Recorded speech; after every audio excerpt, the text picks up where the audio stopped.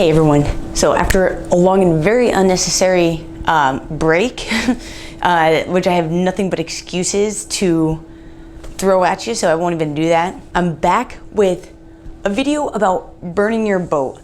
So I don't know how many of you guys have actually heard this saying, burn your boat, but it was actually more impactful on me than I had realized when I heard it. I thought it was a cool concept, which I'm going to explain to you, but those three words kind of changed my course in a way. So I'm going to, explain the concept to you and then go into how that was so impactful for me. So to start, burn your boat. Okay, so Hernan Cortez in 1519, I want to say, set out with some sailors to find new land. They came across land in Mexico, and when they got off their ships, they realized that they were outnumbered by hundreds to one. So the men instinctually wanted to retreat. They freaked out, they were done, they were scared, they wanted to go home. And when they asked Cortez what the plan of attack was, he said, burn the boats. They all looked at him like he was crazy, but as the captain said, they did. They burned their boats, and in burning their boats, they pretty much destroyed any hope that they had to get back to their comforts, okay? They sunk their safety nets. So at this point, the only choice that they had was to fight or die fighting. Those were the choices that they were left with. So how that translates into a more applicable manner is we all have comforts, right? We all have our safety nets, and whether you see them as safety nets or not, they are there. Okay, so I'm gonna get into why I feel like those three words impacted me so much, okay? So, also this video is probably gonna get more personal than you were anticipating. You're gonna know a lot about me and my finances after this video, and it's something that I've never even had the thought that I would want to speak about. My mentality with money has always been out of sight, out of mind. Things always just kind of worked out for me. I had money when I needed it, and I was fine with that. But, so my partner and I have been planning to take a trip, and the main thing holding us back were my finances. They terrified both of us. They were not pretty. That's what happens when you just let something go. It's like a scrape that you get gangrene and you're just like, nah, it's fine, it's fine, it's fine. No, eventually it's not gonna be fine, you know? So when we started really getting serious about taking this trip, it was relatively soon after I had heard that story, and all I could think was, I'm gonna burn my boat.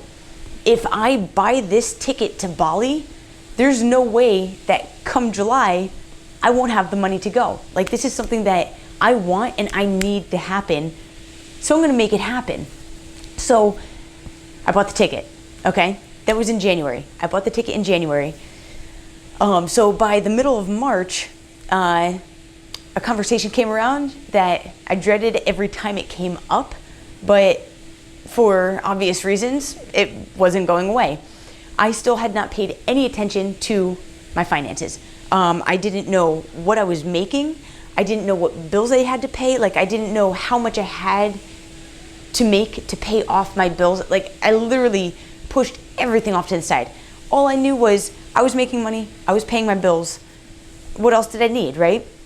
So I sat down, it was the middle of March. I gave myself 3.5 months, which in retrospect, kind of kicking myself in the ass for, because if I had sat down in January, instead of just thinking that things were going to happen for me, if I sat down and worked on making them happen, I don't even know where I would be right now, because at this point, after 3.5 months, I am stoked about where I am.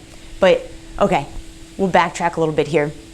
So come mid-March, I sit down and literally am in tears thinking about going over my finances. I'm in tears while I'm going over my finances. It's something that I dreaded. It was a very emotional and difficult thing for me to even pay attention to for some reason, which right there should be blatant enough that it's something that needed my attention more than anything because of the reaction that I had about it.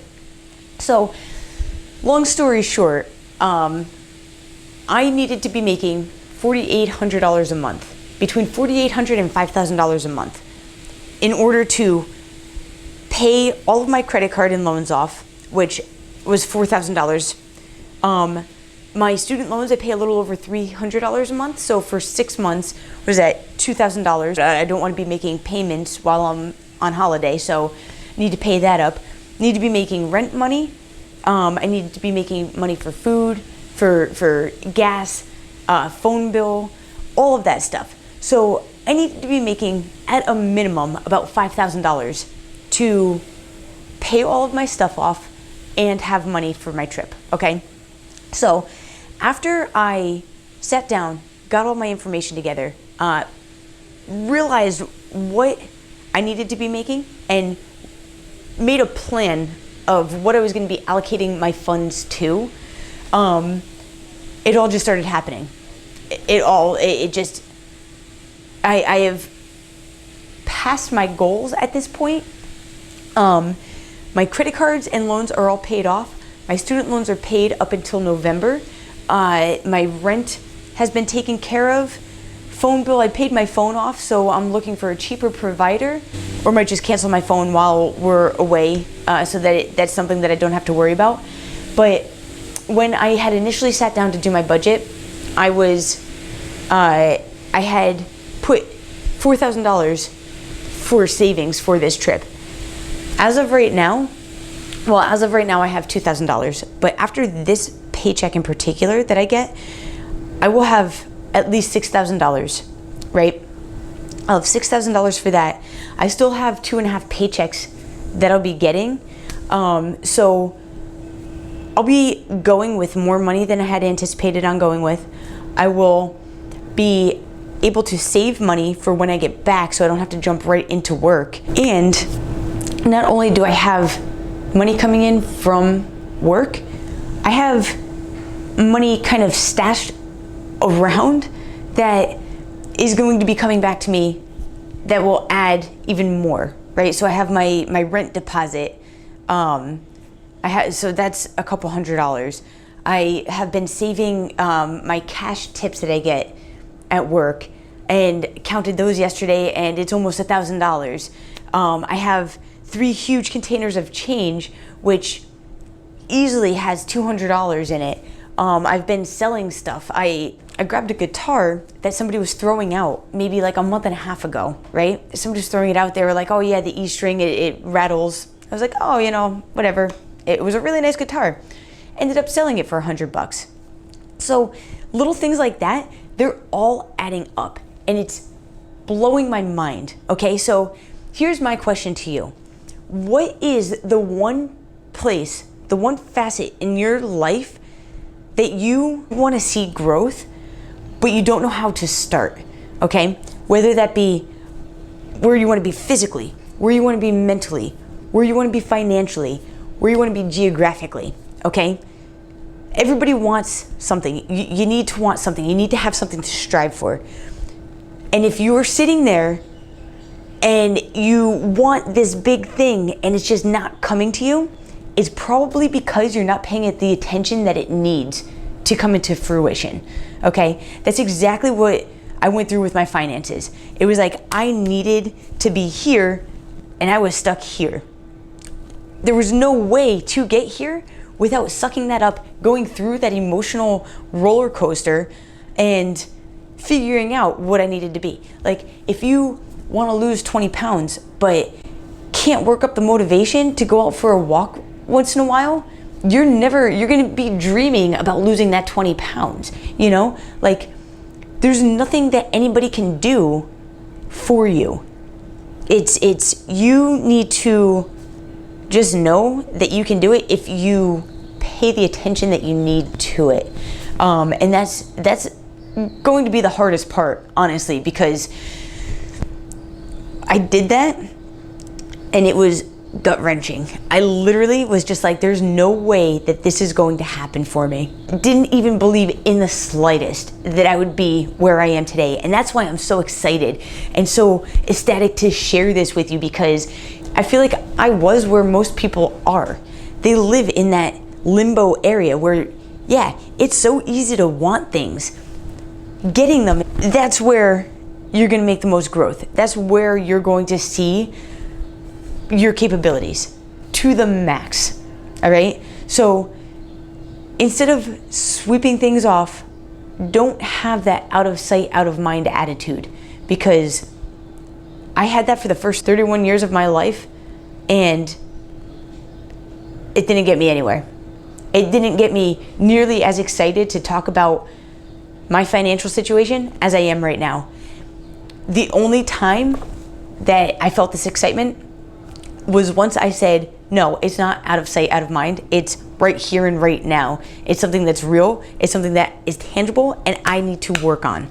All right. We're in a society where it's so easy to just sweep things under the rug and call it a day, not even give it a second glance. It's easy to do that, but it's not going to get you anywhere. And that's about it. Okay. So if you could pick one goal to achieve, again, whether that's financially, where you want to be geographically, physically, any goal, and you just haven't had the motivation or you just haven't figured out where to start, what is that? Share it in the comments. Let's see you list it out so that it's out there, right? That's the first step, acknowledging it, all right? Let me know in the comments what your thing would be. So if you're liking the content, hit the subscribe button, turn on those notifications so you don't miss out. Again, I apologize that it's taken so long for me to get this video, and I can spit all of the excuses at you, and I will save you that time by not. Just know that there will be more videos coming out. There might even be another channel coming out soon to document the travels that my partner and I are going on.